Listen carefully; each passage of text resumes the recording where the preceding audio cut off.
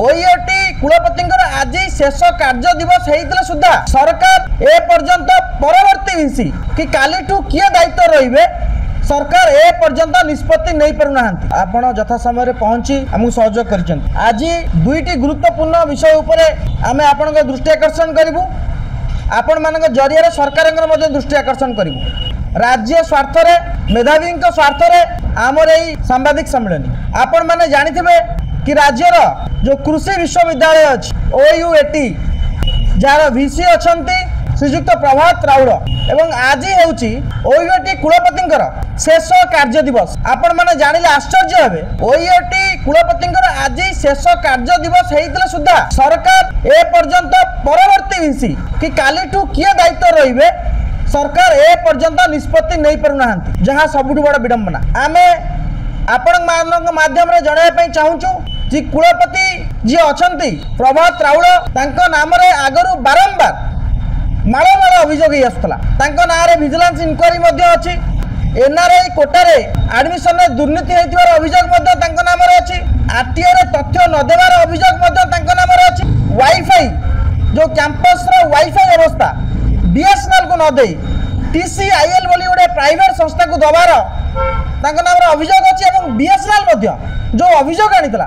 गोटे सरकारी संस्था बीएसएनएल जो अभियोग आनीला तार एपर्यंत तदंत होना एवं आसिस्टेंट प्रोफेसर नियुक्ति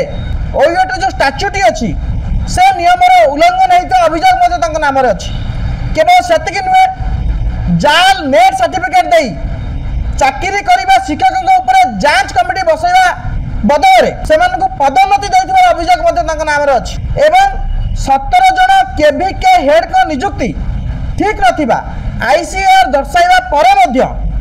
तांको विरुद्ध में कार्यानुष्ठान न नहीं बीसी महोदय नीरव रहिबार अभियोग नाम अच्छी ए अभियोग केवल गप नुहे यह सत पूर्वर बारंबार विभिन्न सचेतन नागरिक माने पूर्वतन छात्र माने एवं विभिन्न लोक महामहिम राज्यपाल दृष्टि आकर्षण कर अभियोग कर सब बड़ कथा ये समस्त अभियोग नहीं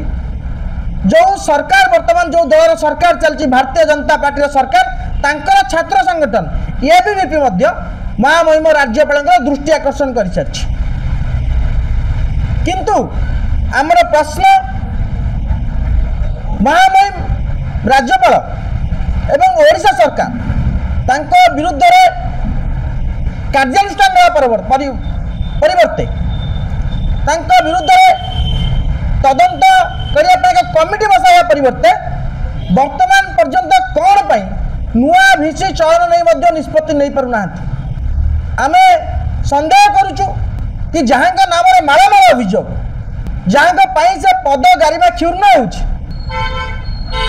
हो पुनर्बार थैथान करने उद्देश्य कार्यकाल बढ़ाइबा सरकार योजना करूना तो एवं ए सब जिन जानी सारिया परे मध्य महामहिम राज्यपाल ऑफिस कहीं नीरव द्रष्टा साजिंट ओयूएटी भिसी विरुद्ध एत अभियोग थाई कहीं विरुद्ध कार्यानुष्ठान या तदंत होगा परिवर्ते प्रति सहानुभूति पुरस्कार देवाई सरकार योजना कर आज शेष दिवस होता सुधा वर्तमान पर्यंत ओयूएटी भिसी किए हे केउड़ी भाव चयन कर तार विज्ञप्ति सरकार ए पर्यंत बाहर करना यह सीधा साफ दर्शाऊँगी सरकार क्यों भाई भाव में दुर्नीति को प्रोत्साहन दौरान एवं जो कथा कही सरकार को आसी कि आमे पुनः बंद करूँ आमे पुनर्निजुक्ति बंद करूँ अवसर पर थैथान करवा बंद करूँ एवं जो मैंने पूर्व दुर्नीतिग्रस्त विरुद्ध दृढ़ कार्यानुष्ठान नब ए सबु क्षेत्र में सरकार दमुआ नीति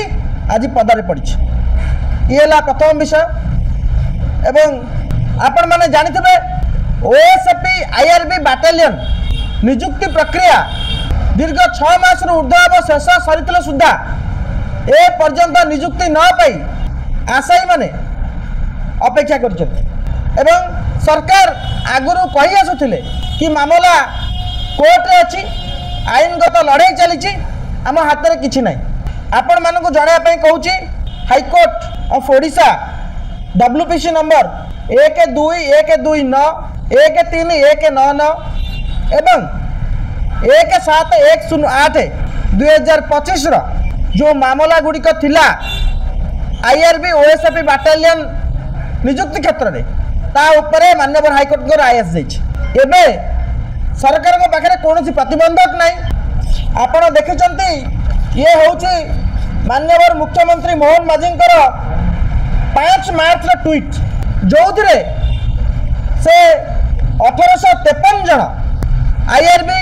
एवं OSFP बाटालियन नियुक्त पाइथिबा प्रार्थी मानक अभिनंदन जणाइथिले किंतु आज पर्यंत तांका घरे मिठा बंटा हो पार कहीं पुओ चाकरी जोग दे पार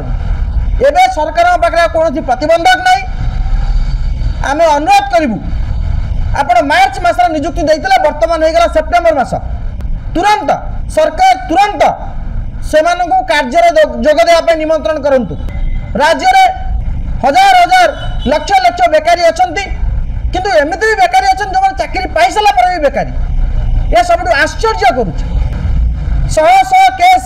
एग्जाम रिलेटेड केस हाईकोर्ट रे गड़ुची आम सरकार को अनुरोध करुचु जो OSFP IRB बाटालियन पिला माने 1853 जन पिला मानकु आपण नियुक्ति दे अभिनंदन जणाइथिले से माने आज घरे बसचंती सेमानक मध्यरु जड़े दुई जनकर मध्य मृत्यु हो सारा सेमानक परिवार को क्षतिपूरण दि जाऊ जहाँकर मृत्यु होती एवं अन्य मानक शीघ्र चाकरी जोग देवाई निमंत्रण करा जाऊ धन्यवाद VC कार्यकाल 3 वर्ष थिला VC आज कार्यकाल सरुची सेप्टेम्बर 8 रे VC शेष कार्य दिवस किंतु वर्तमान पर्यंत नुआ कुलपति किभली चयन हम किए हेबे से बाबद रे ना सरकार ना महामहिम राज्यपाल ऑफिस कौन ऑफिस रु ना स्पष्टीकरण आछि ना विज्ञप्ति प्रकाश पाई नाम पूर्वर